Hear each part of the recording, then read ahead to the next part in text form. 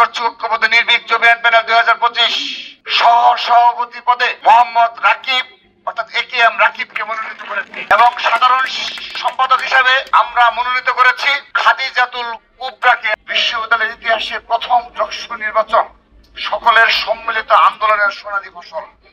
হল নির্মাণ, দ্বিতীয় ক্যাম্পাস বিনির্মাণ, 27/4 ধারা আন্দোলন, মার্চ টু যমুনা আন্দোলন সহ জগন্নাথ বিশ্ববিদ্যালয়ের প্রতিবাদ, প্রতিরোধ ও ন্যায্য অধিকার লড়াইয়ের অনন্য উদাহরণ।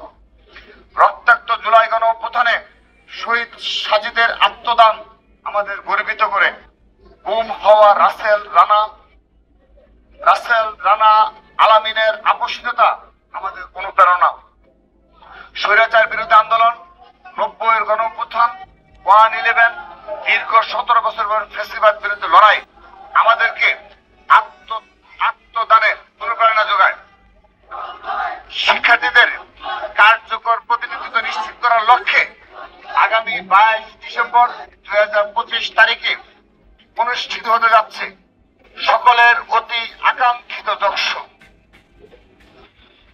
আসন্ন যশস্বী নির্বাচনে গণতন্ত্র, সাম্য, মানবিকতা, বহুমত ও মতাদর্শের পারস্পরিক সহাবস্থান, অবাধ মত প্রকাশের স্বাধীনতা, মানসম্মত উচ্চশিক্ষা, দ্বিতীয় ক্যাম্পাস বিনির্মাণ ত্বরান্বিত করা, ক্যাফেটেরিয়ার খাবারের মান বৃদ্ধি, দেশীয় সংস্কৃতি ও সভ্যতার লালন, শিক্ষার্থী বান্ধব সহনশীল ছাত্র রাজনীতি, বহু বর্ণের বৈচিত্র্যময় ও নিরাপদ ক্যাম্পাস বিনির্মাণের লক্ষ্যে ঐক্যবদ্ধ নির্ভীক জমিয়ত প্যানেল ঘোষণা করছি।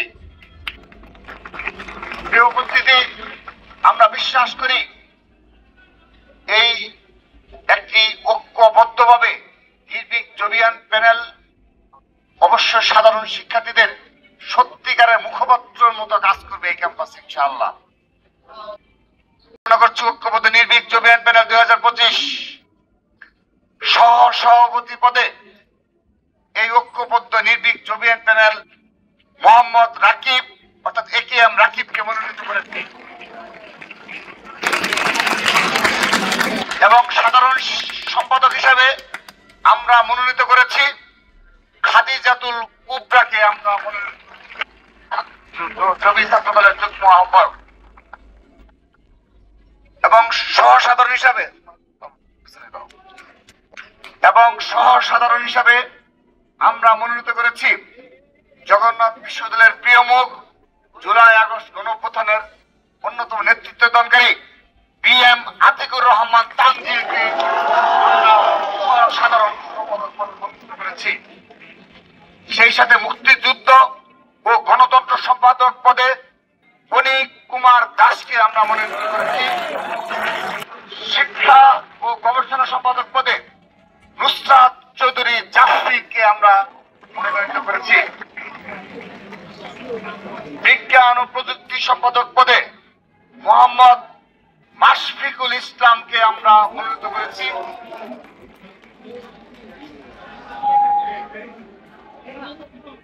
সেই সাথে স্বাস্থ্য ও পরিবেশ সম্পাদক পদে আল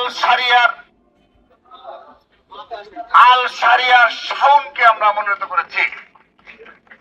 আইন ও মানবাধিকার সম্পাদক পদে অর্ঘ শ্রেষ্ঠ দাসকে আমরা মনোনীত করেছি।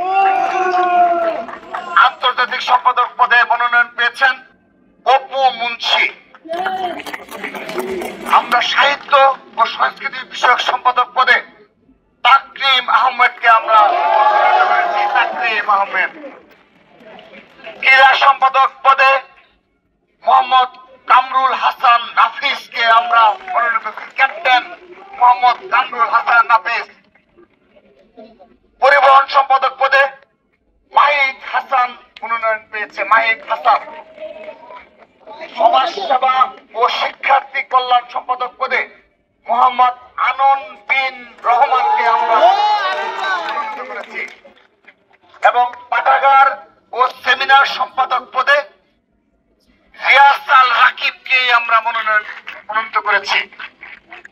সেই সাথে সদস্য পদে আমরা 7 জন সদস্য, তার মাঝে আমরা 6 জন সদস্যের নাম ঘোষণা করছি, আরেকজনকে আমরা পরবর্তীতে আপনাদের জানিয়ে দেব। 1 নং সদস্য হিসেবে ইমরান হাসান ইমনকে আমরা মনোনীত করেছি। ইমরান হাসান ইমন 1 নং সদস্য পদে এই প্যানেল থেকে ঐক্যবদ্ধ নির্ভীক জবিয়ান প্যানেল থেকে ইমরান হাসান ইমন আমাদের প্যানেল থেকে নির্বাচন করবেন। সদস্য পদে সাদমান সাম্য আমাদের প্যানেল থেকে নির্বাচন করবেন। তারপর সদস্য পদে মনোনীত করেছি সুলতান মাহমুদ শুভকে। সুলতান মাহমুদ শুভ। সদস্য পদে মনোনীত হয়েছে মনিরুজ্জামান মনির। সদস্য পদে মনোনীত হয়েছে তৌহিদুল ইসলাম তামিমকে আমরা সদস্য পদে মনোনীত করেছি।